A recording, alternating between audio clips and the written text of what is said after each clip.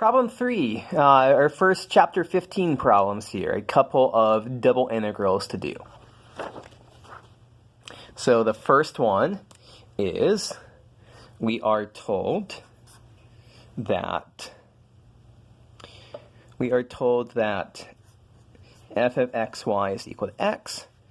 The domain we're integrating over is y is between x and 2x, and x is between 2 and 4.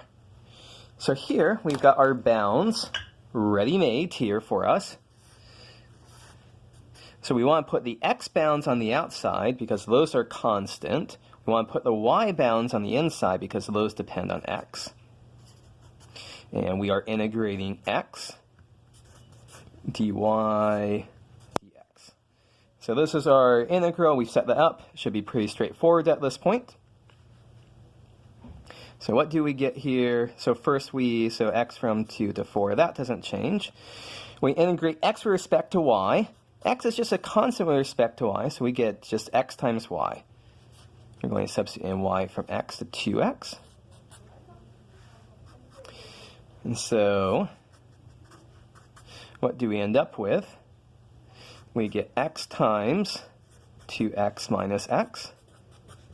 So that looks like we're integrating x squared.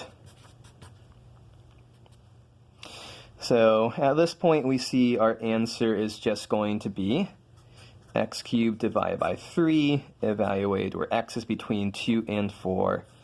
So 64 thirds minus 2 thirds, and that is a fine final answer for us. Okay, so now we see we've got one where x bounds depend on y, but y bounds are constant. So we're going to write this with the y bounds on the outside. So we have y from 0 to 1, x from y squared to y. We're integrating xy, dx, dy. Okay, let's see here. The integral of x times y with respect to x. So x squared y divided by 2.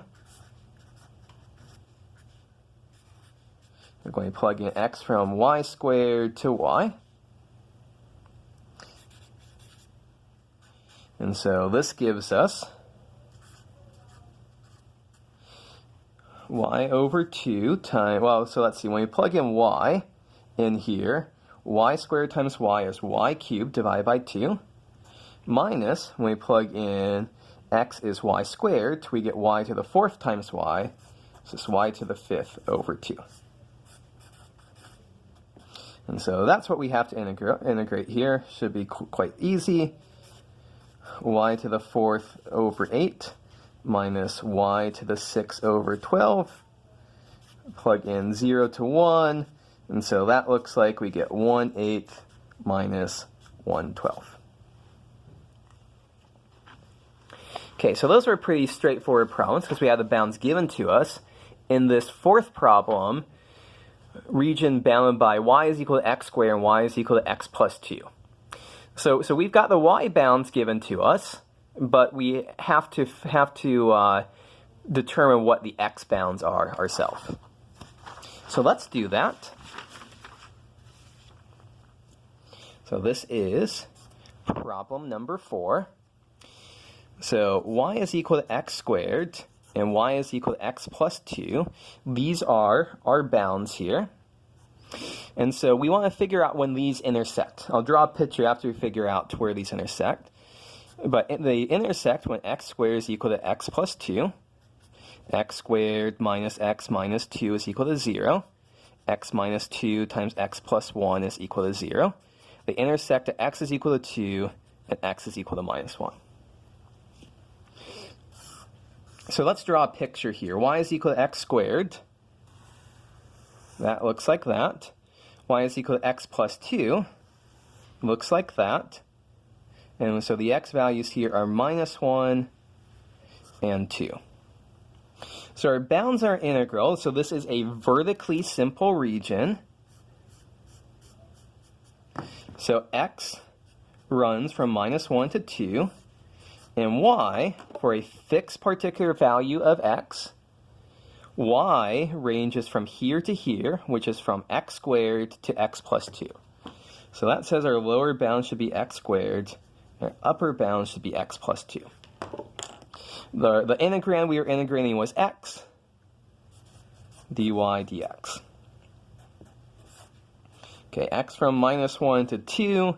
The integral of x dy, x is a constant, so we just get xy. And we're going to plug in y is x squared, and y is equal to x plus 2.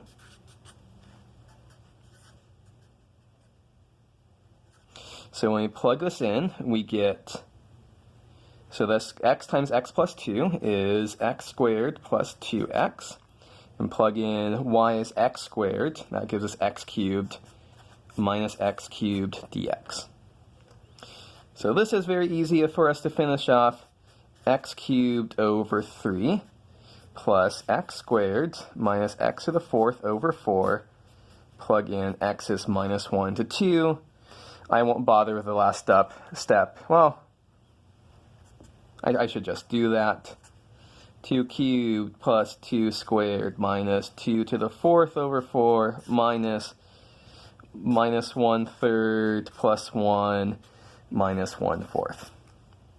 So what was the tricky part of this? The tricky part was coming up with the x bounds by drawing a picture and solving an equation. We got the x bounds, and then we had to determine which of the y bounds was on top and which of the y bounds was on the bottom when we were doing this integration. Okay, let's do one more problem. So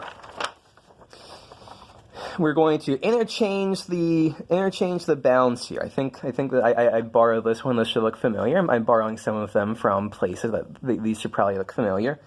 We want to interchange the bounds here. And for this one, we're absolutely going to want to draw a picture. So what do we have? We have,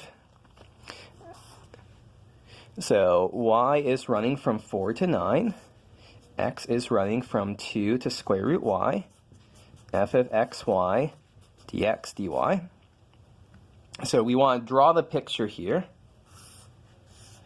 So y is 4, y is 9, dot, dot, dot, dot, dot, dot.